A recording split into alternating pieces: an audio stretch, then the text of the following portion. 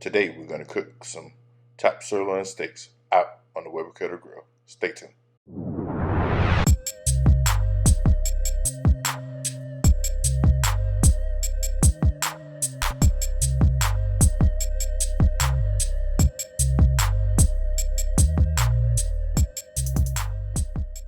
Welcome back, guys. As I mentioned, today we're going to be making some top sirloin steak grilled out on the Kettle. So let's go ahead and dive into this cook. I've already got here my top sirloin steaks that I've got from my local HEB.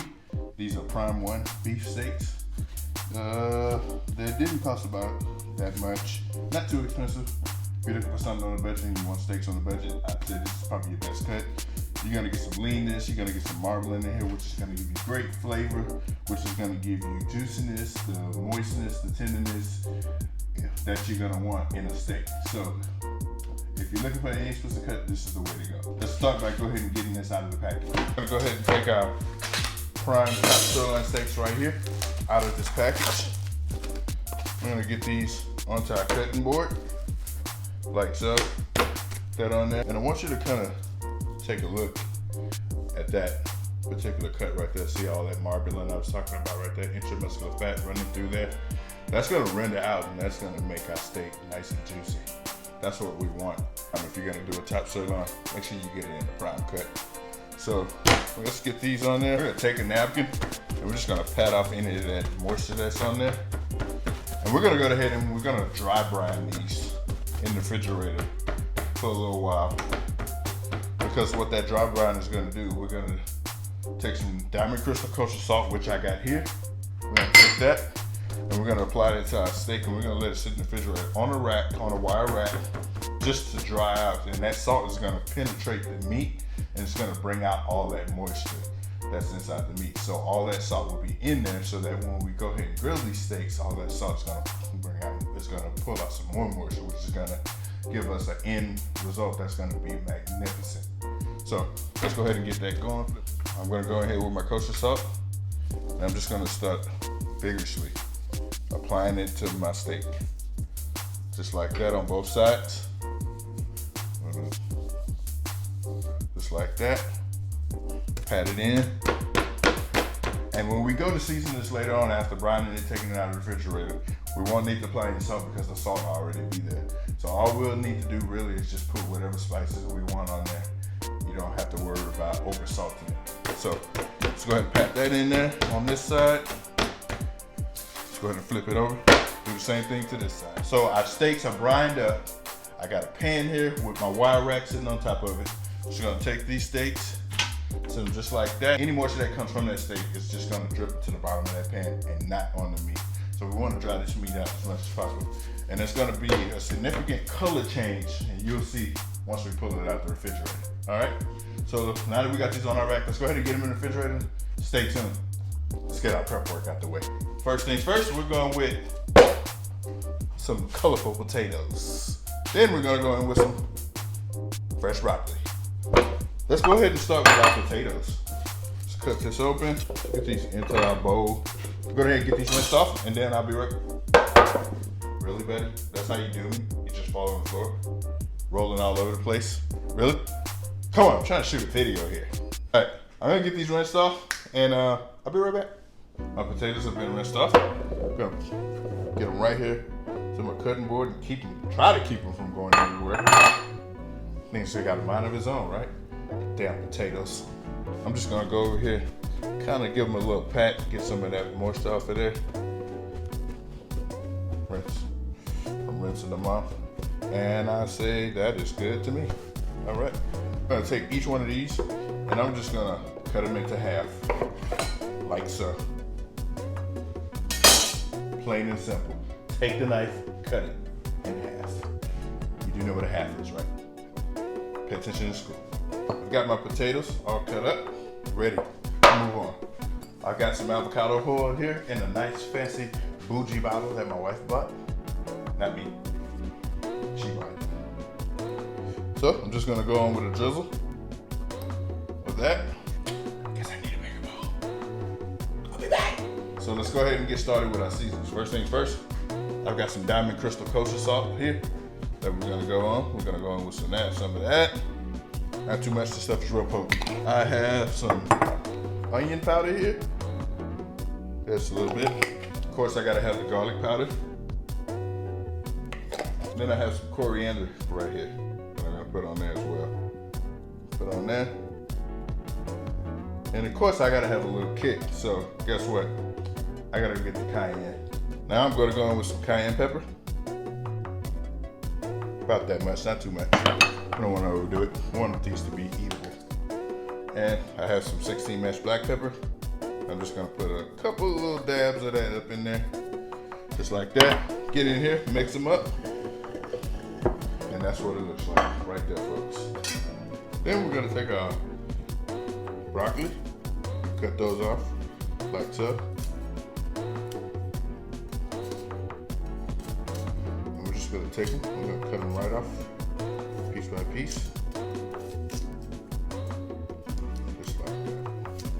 We're just gonna take some foil here for our broccoli. We're gonna take our broccoli, put it in the middle of the foil. We're gonna go on here with some avocado oil. The reason why we're using avocado oil is because it has a high smoke point. I'm gonna go on here with some of my black pepper, like so, about that much. Then I'm gonna go on here with some more of my diamond crystal kosher salt. That should get me where I need to be. Let's go ahead and kick in some more flavors. I'm just gonna add some garlic powder to it. That should give me a nice little flavor. And that's it, folks. Go ahead and get this closed up. Let's go outside and start cooking. So I got my Texas cast iron pot here. Put it right over those coals, let it heat up. I had some bacon fat that I had from breakfast this morning. Went ahead and got that in the skillet. Threw those onions in there. Got those nice and caramelized, translucent. Got a nice brown color on them. Then I added my potatoes. Let those potatoes roll around in that onion and fat mix. Got it all seasoned up. And it's looking pretty good right now. Went ahead and moved it right off of the coals, put it on the indirect side. So now we're at the point to where we're just gonna let it tenderize, and we're gonna let it just boil in that fat mix right there, whatever juices come off of that and whatever moisture. So that's where we at. Went ahead and put the broccoli on there. That's gonna steam as well on the indirect side. All right, I'll bring you back and keep you updated. So a couple minutes later, I made an executive decision that I'm gonna go ahead and add some beef bone broth to the mix. We're gonna pour that right into these potatoes and let that braise and tenderize in those juices. I'll put a piece of foil on it and we're gonna let it cook. All right. Now that the sides are on the grill cooking, let's go ahead and check on our steaks. And as you can see, that salt has disappeared. Went into the meat, we got some moisture down there at the bottom dripping out. These have been in the refrigerator for about a couple hours now. Go on here, pat off that extra moisture. For our seasoning, I mentioned we already got salt in it, so we don't need to put any salt. So for our season, I'm gonna go on with some 16 mesh black pepper. We'll go on with that first. Pat that in, flip it over, do the same to the other side. Now I'm gonna go in with some onion powder, get that sprinkled in on both of these steaks here. I'm gonna go in about that much, pat it in, flip it over, and just go ahead and do the other side as well. All right. Then I'm gonna go in with my garlic. That's the good stuff right there. We're gonna get that sprinkled in on both of these. And the same thing, pat it in, flip it over, do it all over again. And that there's our rub, which has some nice funky flavors, all right? So we'll get this done, and then that's gonna be it, folks, for our rub. So meet me outside, we're gonna get to grilling, all right? All right, so about 45 minutes later, we're here checking on our sides, which should be there. Let's open this lid and take a look at it. Oh yeah, we got a nice little char on some of them. Oh yeah, let's see. Let's give it the old test. Let's see how. Oh yep, cut right through. I say that's done. All right. So we're gonna put on our gloves here, kitchen gloves, and try to remove this cast iron pack safely. So I got some towels here, got for some extra protection. Let me put that right there. that there. You want to be real careful. Cast iron gets really, really hot. So while I'm here and I got this opening spot, I'm going to take this wood chunk it right in there, and that's a piece of hickory. The broccoli has steamed, which is done, but I'm not done with it. I want to go ahead and kind of like give it some good little grills, sears. Give it a nice little char on it. This is a really quick process, not going to take too long because it's broccoli, it's vegetable.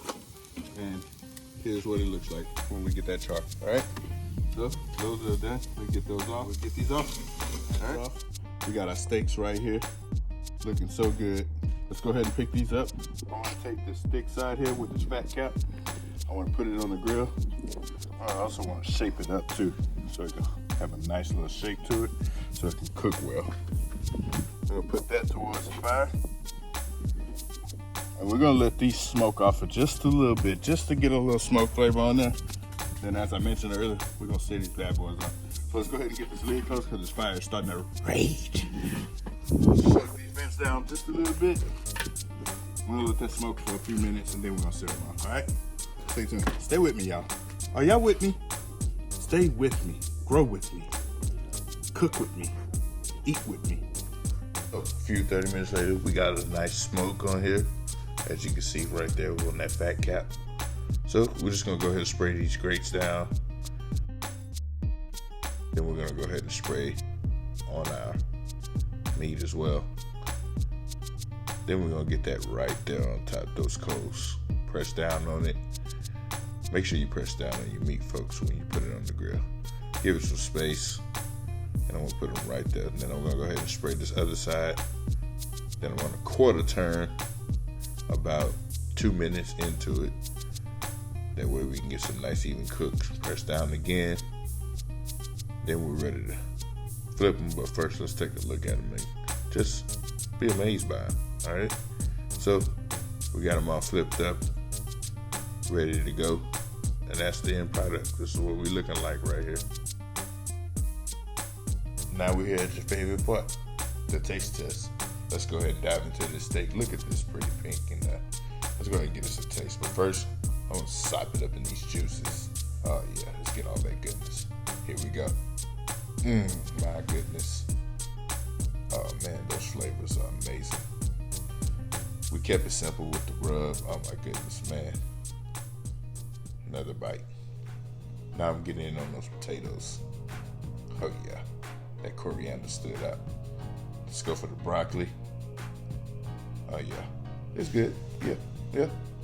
It's approved. I approve. It's all good. Yep.